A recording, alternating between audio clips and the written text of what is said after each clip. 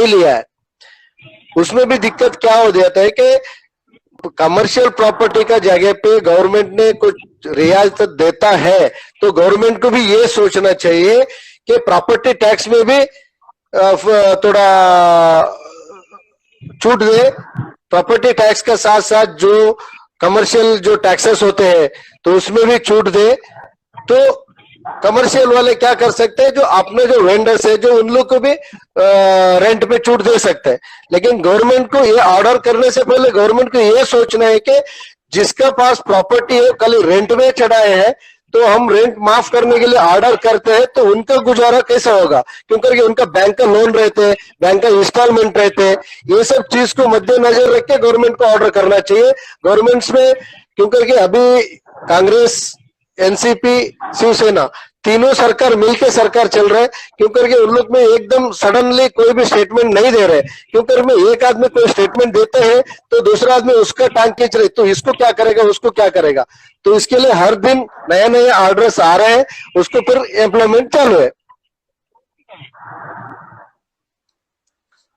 अन्ना, अगर ये social distancing अगर ऐसे ही चलता रहा, देखो इसका एंटीडोट निकल रहा है, नहीं निकलेगा कब इसका कोई भी अंदाजा या आइडिया है नहीं।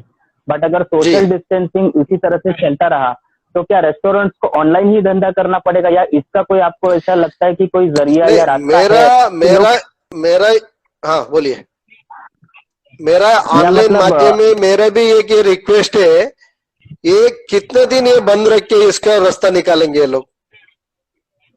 तो ये लोग को क्या करना चाहिए, देखो 1 महीना हो गया, 2 महीना हो गया, 3 महीना हो गया कि इन्होंने सेट डाउन कर दिया, ठीक है, ये बहुत अच्छी बात है और पब्लिक को भी ध्यान में है। आज भी एक मीडिया से व्यापारी एसोसिएशन का साथ, एक मीडिया का साथ और दोनों पार्टी का लोगों के साथ, बीजेपी और कांग्रेस दोनों पार्टी का साथ चर्चा चालू था, मैं भी देखा। तो सबसे पहले क्या करना चाहिए गवर्नमेंट को, पब्लिक के पास अभी पैसा खत्म हो गया, जैसा मैंने पहले कहा आम आदमी के पास पैसा खत्म हो गया, आदमी अभी घर पे बैठ के खा नहीं सकते। इनको क्या करना पड़ेगा कि 4-5 घंटा रोज अपना बिजनेस करने के लिए छोड़ना चाहिए। 4-5 घंटा छोड़ने के बाद ऐसा नहीं है कि पब्लिक इकट्ठा नहीं हो। अभी क्या हो जाता है कि कुछ सेक्टर चालू है, कुछ सेक्टर बंद है, इसके लिए उधर गर्दी मचोज रहे। हर एरिया में समझो कोई भी एक टाइम टेबल बनाना चाहिए, सुबह 10 बजे चालू होएगा, 5 बजे बंद होएगा, सबका बिजनेस चलेगा। मतलब छोटा मोटा, एक बेकरी से लेके, रेस्टोरेंट से लेके, मेडिकल से लेके, बनिया का दुकान से लेके, हर लोगों को अपना अपना बिजनेस करेंगे। तो गर्दी को मेंटेन करना पड़ेगा। गर्दी को मेंटेन करने के लिए क्या पुलिस को ध्यान रखना चाहिए। तो ऐसा नहीं है कि देखो पुलिस कम है, ये मैं चीज को मानता हूँ, लेकिन उसके साथ जितने भी सीआरपीएफ वाले है, ऐसा बहुत सारे डिपार्टमेंट है, तो इनको सर्विस डिस्टेंस के लिए, पब्लिक डिस्टेंस के लिए उसको मेंटेन करने के लिए छोड़ना चाहिए। और कंपलसरी गवर्नमेंट की तरफ से हर नगर सेवक या ग्राम पंचायत हो गया, नगर सेवक हो गया, म्युनिसिपलिटी वाले से, हर सोसाइटी वाले को, पब्लिक को थोड़ा, अभी तो देखो आपने तो जानते हैं 10 रुपए का मास्क भी गवर्नमेंट में पुक्कड़ में किसी को दिया नहीं है, बराबर। तो आदमी आप घर में बैठ के कितने दिन सोशल मेंटेन कर सकते हैं, कितने दिन खा सकते हैं, जितने पास है, जितने भी अभी बैंक बैलेंस सबका पास खत्म हो गया, ठीक है।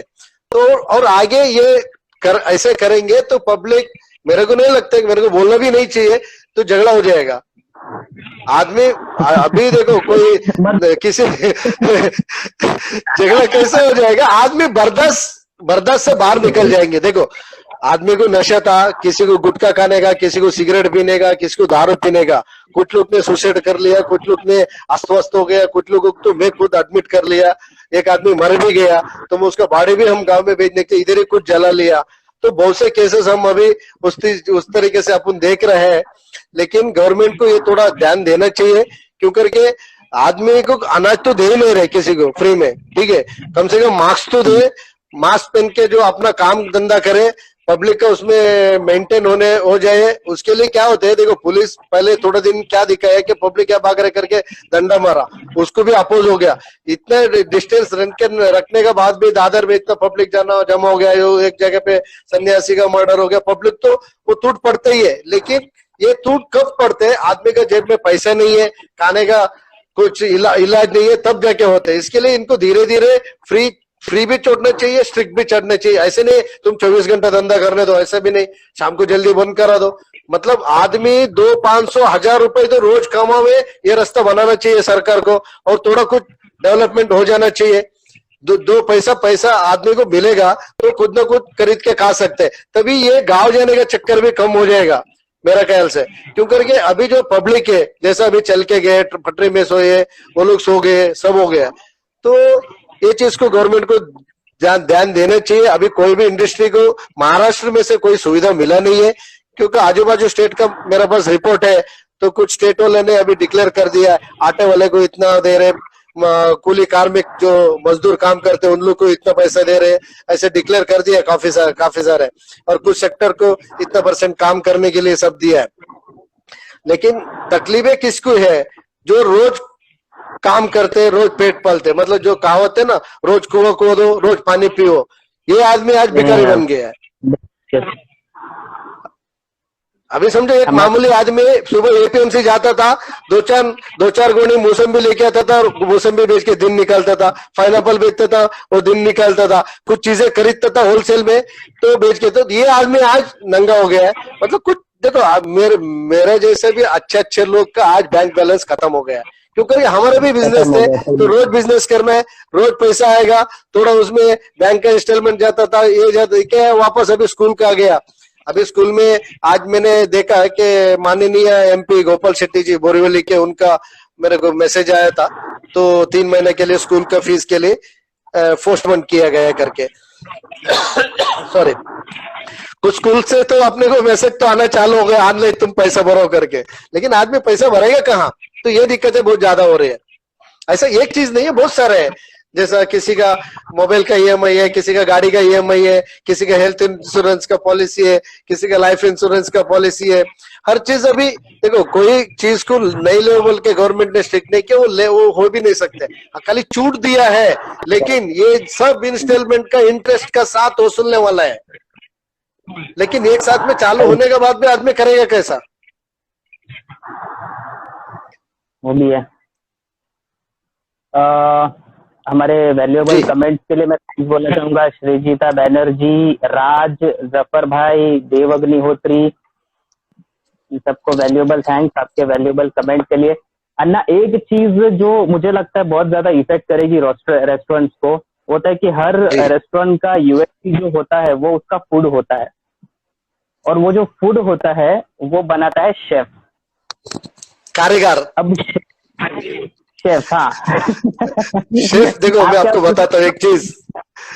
नहीं शेफ के नहीं, लैंग्वेज मेरी नहीं है। देखो, ये 5 स्टार होटल का लैंग्वेज शेफ है, ठीक है। थोड़ा 3 स्टार लेवल पे आएगा तो वो शेफ रहते हैं, ठीक है। उससे भी अच्छे जो स्टैंडर्ड होटल से रेस्टोरेंट है, फैमिली, उधर भी शेफ तक के आते हैं, उसके बाद बन जाते हैं कुक बन जाते हैं। फिर उसके बाद भी अपने जो नॉर्थ इंडियन लोग है उसको कारीगर बना देते हैं। वो बेकरी का कारीगर हो या खाना बनाने का कारीगर हो, पाव बनाने वाला भी कारीगर है, केक बनाने वाले भी कारीगर है, खाना बनाने वाले भी कारीगर है, ऐसा है। ठीक है जी, बोलिए। उस्ताद बोलते हैं ना उनको? अजय, उस्ताद उसमें भी उस्ताद कैसा है? चाइनीज का उस्ताद अलग है, हर डिश का आगरे का उस्ताद अलग है, ऐसा है। तो अभी ये मेरा क्वेश्चन ये है ना कि उस्ताद जो है, अब वो भी बाहर से आया हुआ बंदा है, जिसके हाथ में अन्नपूर्णा देवी है, बहुत अच्छा खाना बनाता है, लेकिन ये लॉकडाउन के टाइम पे हर रेस्टोरेंट का जो USP होता है वो उसका उस्ताद का हाथ होता है। अगर वो भी चला गया है तो वो रेस्टोरेंट, मतलब वो टेस्ट फिर से कैसे लाएंगे, या मतलब क्योंकि वो रेस्टोरेंट का फिर रेटिंग ही गिर जाएगा अगर फूड खराब हो गया तो। नहीं, इसमें मैं अपना अंदर का एक चीजें आपको बता देता हूँ। जो मेन शेफ होते हैं वो कभी है ना काम नहीं करते, क्यों करके होटल ट्रेनिंग किया करके आया रहते हैं, ठीक है। उसके नीचे 3 कुक को रेडी किए रहते हैं, तो मेन शेफ उसको फॉलो करते हैं पूरा होटल का, जो किचन से लेके रेस्टोरेंट तक। जो उस्ताद बोलते हैं ना, तो वो खाना बनाते हैं।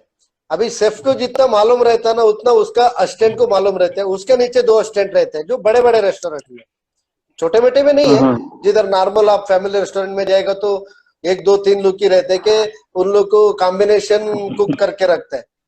तो वो उसका आइडिया उसका नीचे वाले को रहते हैं, वो चालू करेगा तो नीचे वाला मिल जाएगा तो भी अपन थोड़ा दिन चला सकते हैं, वो टेस्ट दे सकते हैं। तो फिर हमको मालूम पड़ेगा कि क्राउड ज्यादा हो गया, अपना इम्प्रूवमेंट ज्यादा हो रहे, तो उस वक्त वो लोग भी ये अपने को वापस उसी उस्ताद को ला सकते हैं, अपन उसी कुक को ला सकते हैं। अच्छा, रोशनी किरण जी वर्मा मैम, नमस्कार। Thank you. Karim Karim ma'am भी नमस्ते। काफी सारे लोग के मेरे में निकल जा रहे हैं, शायद आपको हेमंत जी जो लाइव में आ रहे हैं उन लोग को हमारी तरफ से शुभेच्छा दे दो, जो हमारा साथ जुड़े हैं। उनका कुछ सवाल जवाब रहेगा तो अपन उनके लिए बात करेंगे जरूर। हमारा रेस्टोरेंट हॉस्पिटैलिटी का तो चालू है, उसका साथ जो हमारे लोग हैं हमारे साथ जुड़े हैं, उन लोग का कुछ मन में कुछ क्वेश्चन है तो जरूर जरा बात करेंगे उसके बारे में भी। आपको स्वाति दुबे जी नमस्ते, थैंक यू सो मच। हम सब देख रहे हैं, सुन रहे हैं, ठीक है। अच्छा अन्ना, एक चीज और मुझे पूछनी थी, एसोसिएशन ने इस पर कोई स्टेप लिया है जो मतलब रेंटल पे जो शॉप चला रहे हैं जी जो होटल चला रहे हैं जो रेंटल पे, जी तो जी उनके लिए तो वो रेंट बढ़ता जा रहा है, हर महीने रेंट बढ़ता जा रहा है, तो एसोसिएशन की तरफ से उनको कोई ऐसा सपोर्ट रहेगा कि उनके फेवर में ओनर से बात किया जाए या ऐसा कुछ?